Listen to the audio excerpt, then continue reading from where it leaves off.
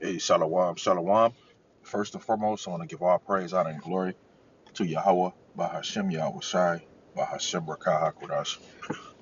Double honors to the elders and our apostles, a great millstone who taught us this truth, and shalom to the hopeful elect.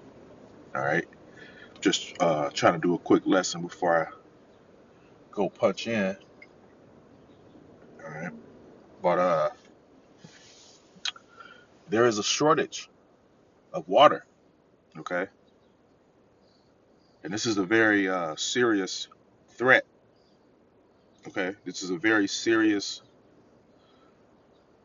judgment of the Lord. All right. The scripture says that they would eat water or drink. Salakia, they shall drink water by measure. Okay. Let me pull that up.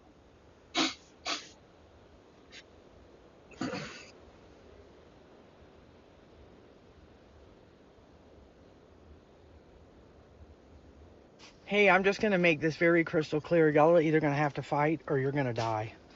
They're coming for our water. They're coming for water. They don't want us to live a life where we have water. We're already paying for it, but they want us just basic consumptions so they can have it for what they want. You're going to either fight or you're going to die because none of us can survive without water, and they don't care about us. If you're not serving little white America in the Middle East, if you ain't working, then you're obsolete. And honestly, they don't really need us because they can build welfare cities all over this country. That's all they care about, data centers and welfare cities. If you understand what I'm saying, you know, just look up deed theft. Y'all are living in fucking la la land if you think you're going to go back to what you think America used to be. Right. That's La La Land. Thinking you're going to go back to the good old days. Right. There was no good old days. Okay. Even during those so-called good old days, you Jakes were being gunned down by your enemy. Okay. Your children were being snatched by your enemies. Okay. You were being poison was being pumped into your neighborhoods, man, by your enemy. There was no good old days. All right. Real quick, this is the book of Ezekiel, chapter 4, and verse 1. We'll start at verse 10. It says, "And thy meat which thou shalt eat shall be by weight," right? Which is a scarcity, man. Meaning you're not gonna have seconds. You know how you eat your food and it be so good and you gotta go back and get another plate? No, you're not gonna have seconds, man. Okay. It says, "And thy meat which thou shalt eat shall be by weight," right? It's gonna be measured out. You're gonna have 2 hot dogs, okay, 4 French fries, okay, and a small scoop of peas. That's it. Nobody's getting an extra dog. You won't be getting an extra piece of bread, right? Because when you guys had all of that, your your heart was pumped up, right? You thought your shit didn't stink, man. It says, "And thy meat which thou shalt eat shall be by weight, 20 shekels a day. From time to time shalt thou eat it. Thou shalt drink also water by measure," right? 1 glass of water, okay? Ain't gonna be no wasted water, man. All that washing my car and just let the water run so get all the bullshit out. No, no, all that's gonna be done away with, man. Okay? This is the devil that's ruling over you, man. Okay, and the scripture says that he's gonna come down with great wrath. This is that great wrath, okay? Because he knoweth that he has but a short time. He know that his time is just about up, man. Thou should drink also water by measure, the sixth part of an hin, from time to time shalt thou drink. Which was just a smoking mirror anyway. You're going to have to fight or you're going to die. That's the bottom line on top. I'm sure I'm a little bit behind the curve on this, but I just recently learned that water, the one thing that we need for survival, is now being publicly traded on the New York Stock Exchange. It's kind of wild to think about, because when you think about all the other stuff that's publicly traded on the New York Stock Exchange, it's usually not a good scenario, because it usually becomes more about profit and greed than it does anything else. So when I first learned about this, I was like, man, I need to look into this. I need to do some research and see what's going on here, see why it's happening and what that's going to mean for us.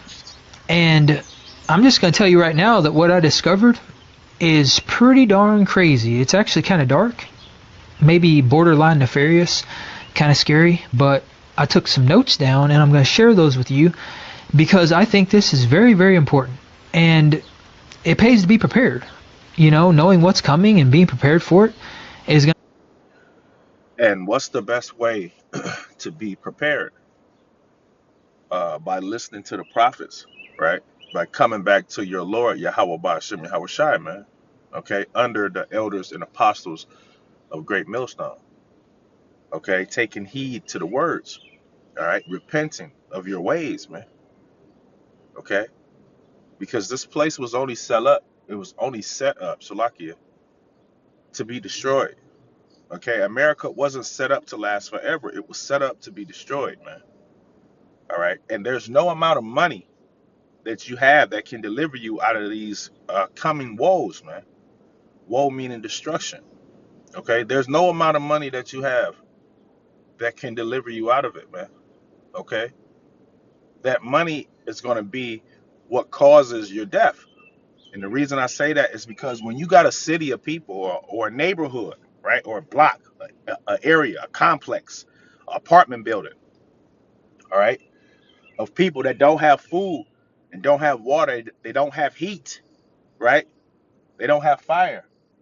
When they see you are the only one that has heat and water and fire and food, what do you think they're going to do, right? You're going to become the next target, man. All right, there's nothing that you can do. The scripture says, riches profit not in the day of wrath. Okay, that water can be riches, right? In the time of a drought, right? That water would be currency. All right, in the time of a drought or a famine, that food will be currency. Okay, so there's nothing that you can do that will deliver you out of these coming judgments outside of coming back to the Lord, Yahweh Ba'ashem Yahweh Shai, man. to pay in the long run, no matter what the situation is. So let's just dive straight into this. All right, I've got a bunch of notes here, and I want to also say that this isn't just about water. This ties into a lot of other stuff, which is equally just as terrifying. All right, so first of all, I learned about this, and I found out that it started being publicly traded back in December of 2020. All right, so instead of water now being a basic right and a human, well, let's say a human right and a basic necessity, it is now a commodity. It's monetized, it's tokenized. That's the key thing to keep in mind here. So water went from being the basic human right to now being big business. And now in 2026, 6 years later, business is booming because there are now roughly about 15 regulated water companies that are now being publicly traded. And I mean, combined, they're worth billions and billions of dollars. And there are people that are getting quite rich. And when you look at all the people that are investing in these stocks, it's not just us little guys here at the bottom trying to make a buck. It is, of course, the private institutions, these humongous private investment firms that are worth. Right. And the scriptures, I'll read this real quick. This is the book of Ecclesiasticus, chapter 14. And I'm going to start at verse 3. It says, riches are not comely for a niggard. And what should an envious man do with money? Right? He that gathereth by defrauding his own soul gathereth for others. Right? Everything that this man is hoarding up, right? He's hoarding up for the children of Israel, man, for the elect of the nation of Israel, because the scriptures say in those days, my prophets or my servants shall eat. All right. It says that shall spend his goods riotously, But this is the point, verse 5. He that is evil to himself, right? You don't think that this man knows that his own people are going to suffer behind this, right? And he doesn't care. Hence, the scriptures call him in the book of Isaiah, chapter 19, it calls him a cruel Lord, man. All right. It says, he that is envious to himself, to whom will he be good? He shall not take pleasure in his goods, right? This man is evil to himself, to his own people.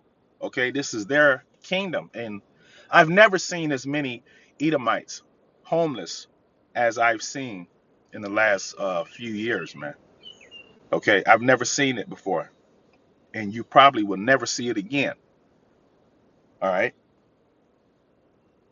There is none worse than he that envieth himself, and this is a recompense of his wickedness.